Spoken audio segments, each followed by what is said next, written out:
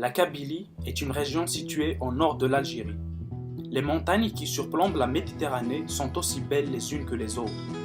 Les villages, la terre qui y est fertile et la joie des êtres dansant à la moindre occasion fait d'elle une terre chaleureuse et accueillante où il fait bon vivre.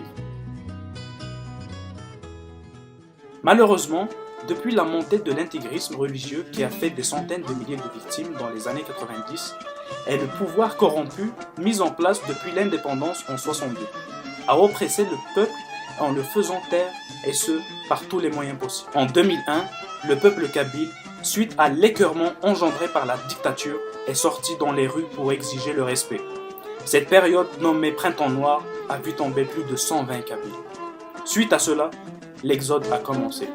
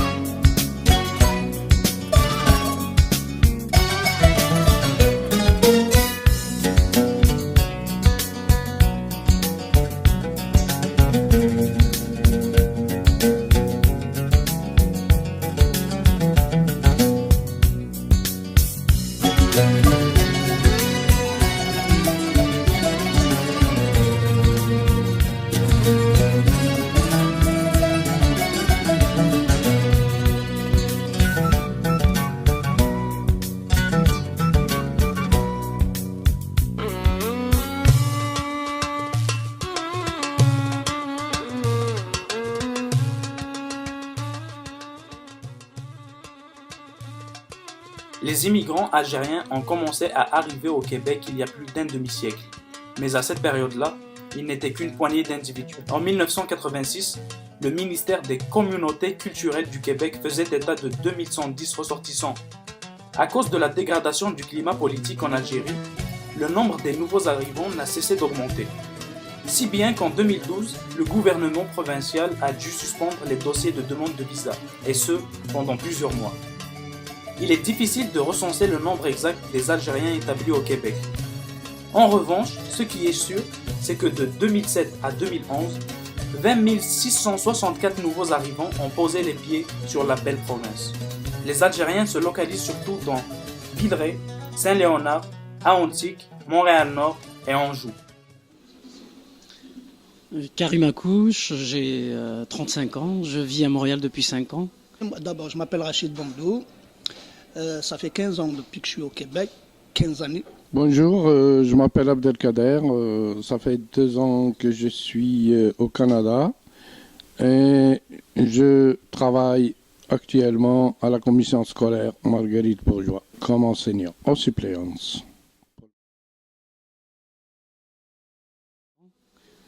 Je suis parti de Kabylie en 2002.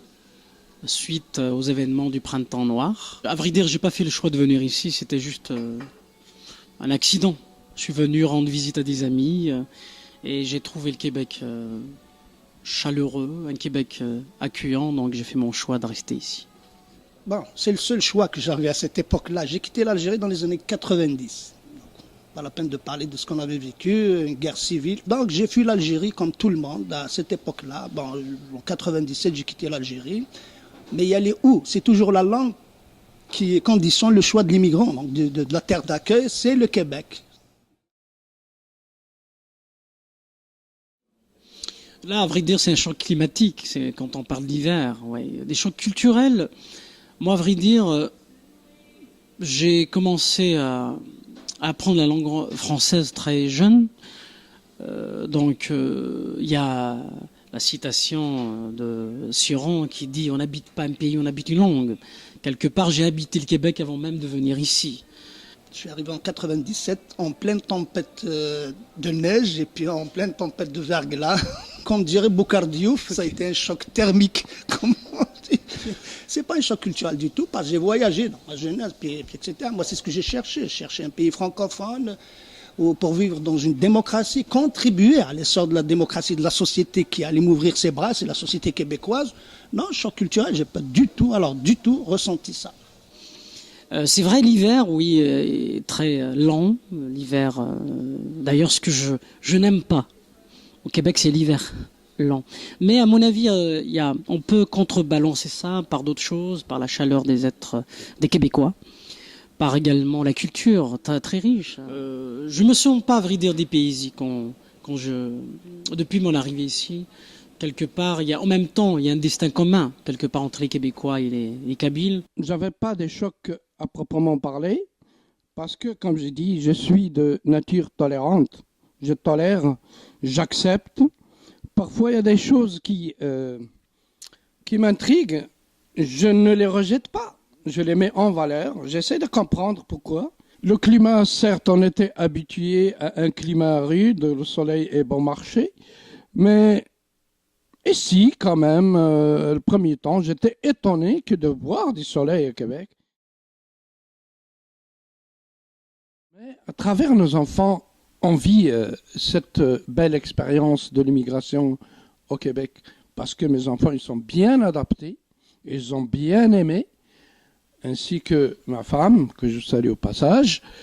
Aussi, elle trouve que c'est agréable et c'est le meilleur avenir que l'on puisse offrir à ses enfants.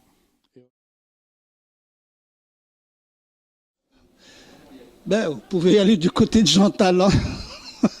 À Jean Talon, vous allez trouver des produits à saveur nord-africaine ou à saveur algérienne. Il y en a partout, bien sûr.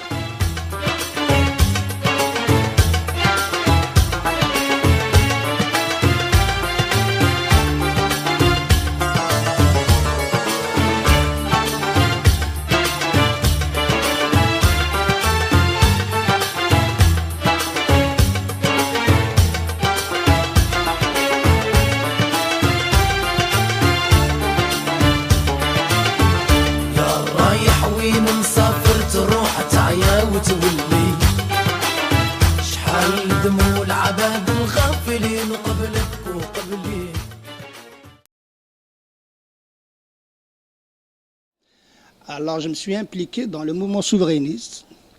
On pourrait me dire pourquoi le mouvement souverainiste, pourquoi le Parti québécois. Je suis également impliqué au Bloc québécois. Pourquoi? Parce que les valeurs de ces partis-là calquent sur les miennes. Et puis, comme disait mon ami Karim Akouche, la Kabylie et le Québec ont quelque chose à se partager au niveau de la défense de la langue, de l'identité, etc. Voilà donc, grosso modo. J'ai publié des livres, notamment un roman, Allah aux pays enfants perdus, une pièce de théâtre qui s'appelle Toute femme est une toile qui pleure, qui a été jouée à la Place des Arts 4 fois. J'ai également fait jouer une autre pièce de théâtre qui traite de l'identité, qui viendra fleurir ma tombe, a été jouée fin 2011 à la Place des Arts. J'ai participé à plusieurs festivals de littérature, à des spectacles de culture. Donc voilà, on m'invite un peu partout. Celle qui me tient le plus à cœur, c'est mon implication directe dans la vie des citoyens ici à Chaméran. Nous avons un parc qui s'appelle Parc Penter, auquel j'ai donné quelques-uns de mes services au niveau du bénévolat. Et puis il y a Cassie aussi qui m'a fait connaître à travers justement des activités, francisation, accueil des immigrants et tout ça. Ce que j'ai constaté, c'est qu'ici au Québec, le système, on ne laisse jamais tomber quelqu'un. Même si un jeune décroche, pour des raisons quelconques, la société, le système éducatif fait que entend toujours à essayer plutôt d'embarquer ce genre-là de nouveau dans le système éducatif. Le choix du Québec m'a été dicté par deux raisons. Une remonte à mon enfance, j'avais un enseignant québécois, M. André Piette. J'espère qu'il est encore vivant. Il nous a fait aimer le Québec. Et puis, de par ma culture francophone, c'est le choix qui m'est dicté pour justement venir m'installer au Québec et offrir un meilleur avenir pour mes enfants, surtout, et à ma famille. D'abord, je vais leur dire une chose, c'est qu'on parle beaucoup de la charte, etc. Et puis, il faut qu'ils sachent une chose. Quelqu'un qui veut s'intégrer réellement, il faut que ce soit quelqu'un de très ouvert d'esprit. Il faut qu'il sache peut-être tu peux avoir ce petit choc culturel, mais ça, avec l'adaptation, on arrive à se faire. Donc, pour faire de sorte à ce que la vie soit agréable, il faut s'accepter, il faut être tolérant, il ne faut pas rejeter l'autre. Au contraire, il faut essayer de comprendre les spécificités de sa culture pour pouvoir justement s'en imprégner et pourquoi pas les adopter. On ne peut pas dire, et si je suis à Québec, je suis au Québec, je suis libre, et j'oublie les autres qui sont appelés à partager, à cohabiter même avec moi. Le Québec est un monde merveilleux et nous ne devons pas contribuer à sa dislocation. Ce serait malheureux. Je l'ai dit à l'Assemblée nationale, le peuple québécois est quelque part un exemple d'espoir pour nous, Kabyles, et le peuple kabyle est un exemple de courage.